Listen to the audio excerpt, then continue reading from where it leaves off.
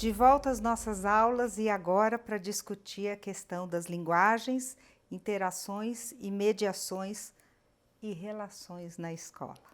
E eu gostaria de apresentar para vocês dois cenários extremos. O primeiro, acima da tela, são pessoas que circulam no mesmo ambiente, mas que verdadeiramente não se encontram, verdadeiramente não convivem, vamos dizer assim. Na imagem de baixo, a gente tem a representação de pessoas que não só circulam no mesmo espaço, mas que tecem relações afetivas, cognitivas. Isso acontece em diferentes espaços, mas acontece também na escola. E a partir disso, eu faço a seguinte problematização.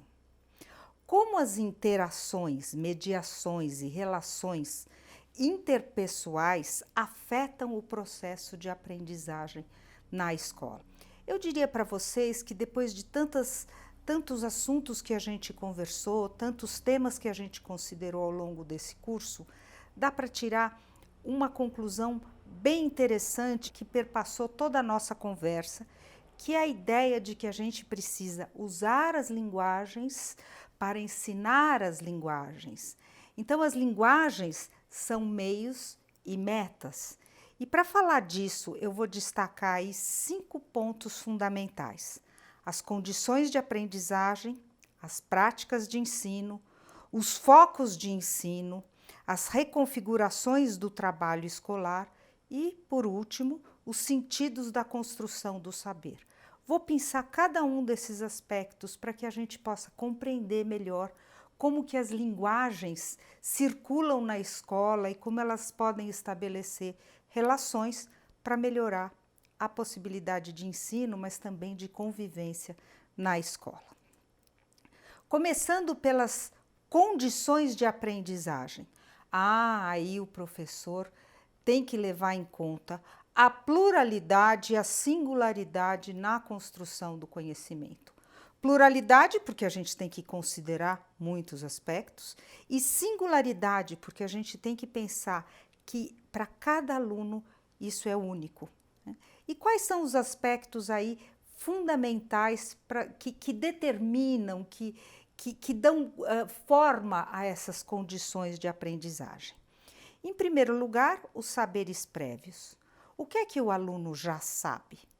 Os alunos não partem de uma estaca zero de conhecimento, por mais que a escola pense que seja dessa forma.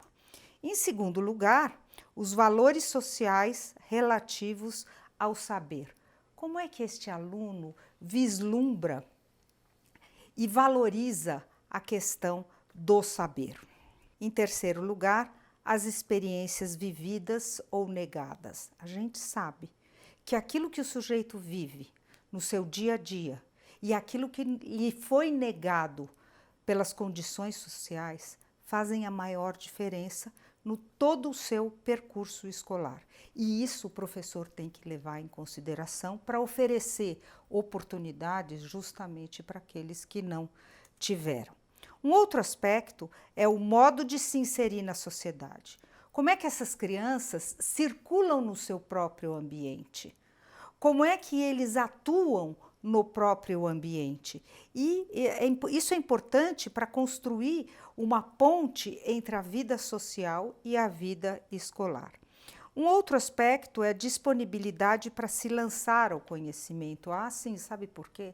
Porque para aprender alguma coisa você tem que ser ativo, você tem que ser quase audacioso, você tem que lançar perguntas, você tem que considerar hipóteses, você tem que comparar diferentes pontos de vista, e isso depende de uma postura que nem sempre está posta no aluno. Precisa levar em consideração os interesses e as motivações pessoais ou profissionais, que é o projeto de vida. O que aquele aluno pensa do seu futuro, da sua vida, né? Do que ele gosta, quais são os assuntos que lhe interessam.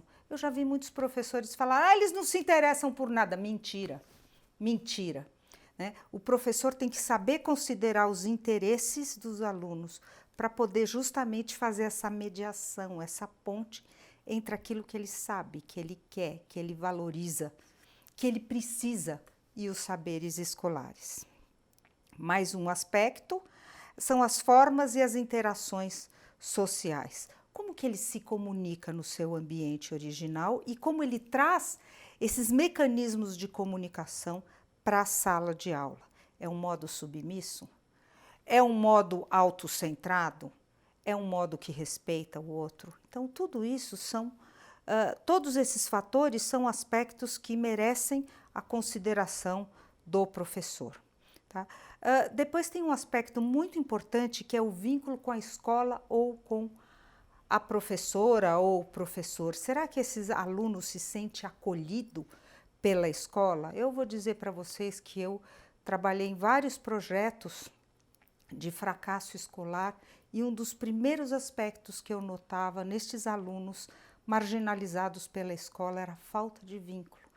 Eles não entendiam a escola como uma extensão da sua própria casa.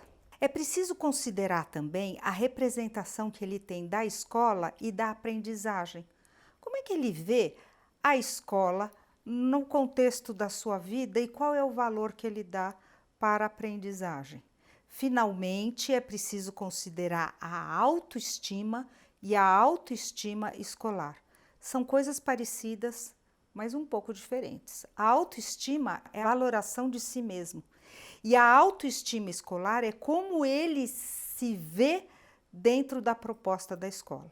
Ou seja, quando um aluno fala inglês não é para mim, eu não sou capaz de aprender inglês, isso diz respeito à autoestima escolar vinculada ao inglês e uma vez que ele tenha essa ideia negativa, fica muito difícil ele realmente aprender. O segundo ponto que eu gostaria de trabalhar são as práticas de ensino. E aí a gente tem que pensar em algumas ênfases que a gente tem que ter para aproximar o ensino de uma postura de aluno ativo, de aluno que se lança ao conhecimento. Eu diria que são pelo menos 4. Trabalhar com resolução de problemas. O melhor professor não é aquele que traz respostas, mas o que traz perguntas. Outra ideia são as metodologias ativas. Deixa o aluno construir o conhecimento. Deixa o aluno buscar o conhecimento. Dá condição para ele, e aí vem o terceiro aspecto, de aprender a aprender. E, finalmente, a gente tem que valorizar o protagonismo do estudante. Vejam que para assumir essa postura, a gente tem que abrir mão de uma série de concepções que estão muito arraigadas na cultura escolar. A gente tem que rever muitas posturas que estão tão naturalizadas que muitas vezes a gente nem percebe.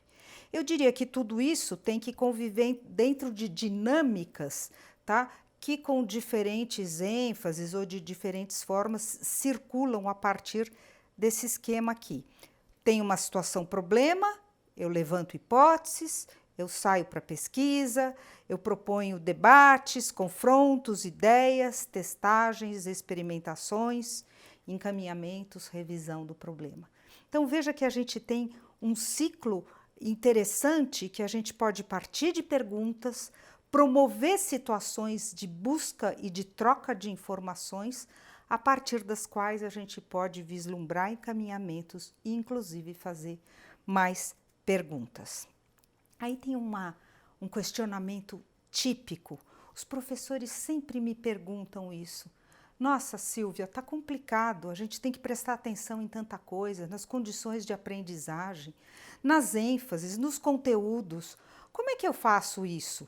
Mais especificamente, a pergunta típica dos professores é: como garantir a mediação no contexto de heterogeneidade de condições, diversidade de valores, diferenças nos ritmos de conhecimento em classes tão numerosas? Essa questão é legítima, essa pergunta é legítima e ela circula na preocupação de muitos professores, né? Quer dizer, com uma classe assim, com essas condições, como eu vou acompanhar cada um, como eu vou dialogar com cada um, como eu vou adequar o meu ensino ao ritmo de cada um? Como fazer isso? Bom, Eu diria para vocês que respostas prontas a gente não tem.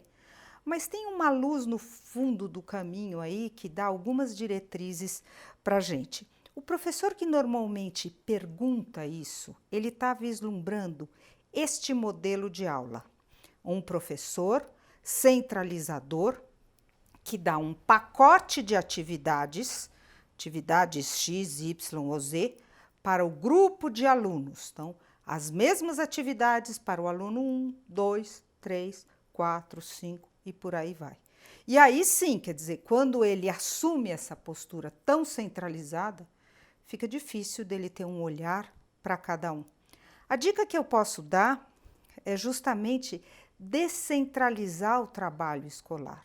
Trabalhar, por exemplo, com duplas, com trios, nos quais, a partir dos quais o professor possa distribuir desafios, dividir trabalhos e, é claro, atender diferentes grupos a partir das suas dificuldades.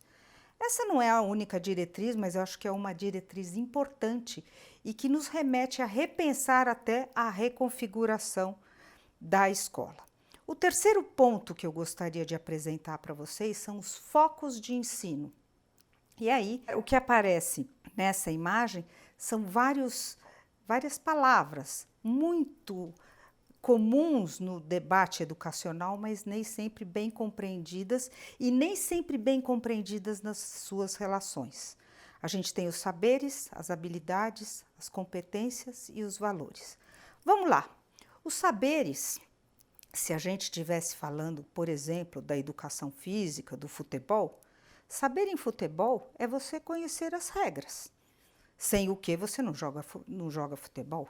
Se a gente estiver falando de língua escrita, o saber é você saber conhecer o funcionamento do sistema. Vamos para as habilidades. Se a gente estivesse falando do futebol, habilidades é você saber driblar, cabecear, ter direção no chute.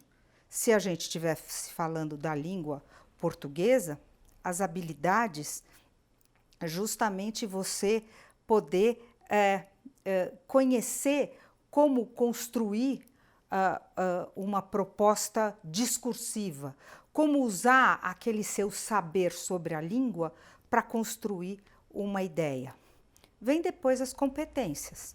O que é a competência no futebol? É botar todas aquelas habilidades e aqueles saberes na situação de jogo. E na língua portuguesa? Na língua portuguesa, as competências é você poder enfrentar as práticas sociais de uso da língua. É a língua no seu mundo. É poder ajustar a sua fala aos diferentes propósitos e aos diferentes interlocutores e situações. E, finalmente, precisa botar foco nos valores. Se a gente estivesse falando de futebol, a gente trabalharia a questão do saber ganhar e perder, do respeitar o adversário, de fazer um jogo limpo. E se a gente estivesse falando da língua portuguesa? Aí sim eu poderia defender a ideia de uma escrita criativa, de uma escrita respeitosa, de uma escrita capaz de considerar as diferenças. Então vejam que esses focos eles estão interconectados, mas eles marcam importantes ênfases que a gente teria que dar no ensino, costurando todas essas coisas. Eu dei o exemplo do futebol e da língua, mas é claro que isso está presente em qualquer conteúdo.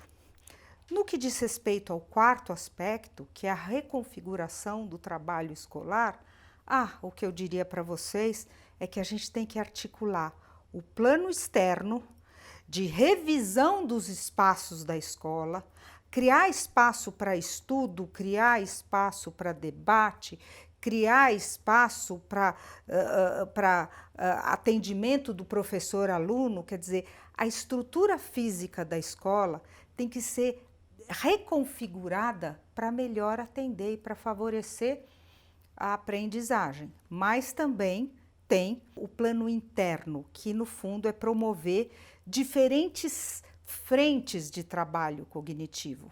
A gente não aprende só por uma via, a gente aprende de diferentes formas e por diferentes caminhos. Finalmente, o quinto aspecto diz respeito aos sentidos da construção do saber. Muitas vezes, o saber na escola é entendido como um pacotão, o saber do vestibular, o saber do quinto ano, o saber desta programação curricular. E não é bem assim. Na verdade, a construção do saber tem diferentes aspectos. Por um lado, tem as informações, que são dados aqui e acolá, que sozinhos parecem nem fazer tanto sentido. O conhecimento é justamente a possibilidade de interconectar essas informações e dar sentido para elas. Mas nada disso valeria a pena se não fosse para a gente aprender em nome da construção, em nome da possibilidade de fazer e de recriar. E esse é o ponto que nos atrai, é o ponto que a gente tem que seguir para trabalhar as linguagens na escola. Muito obrigado, foi um grande prazer estar com vocês.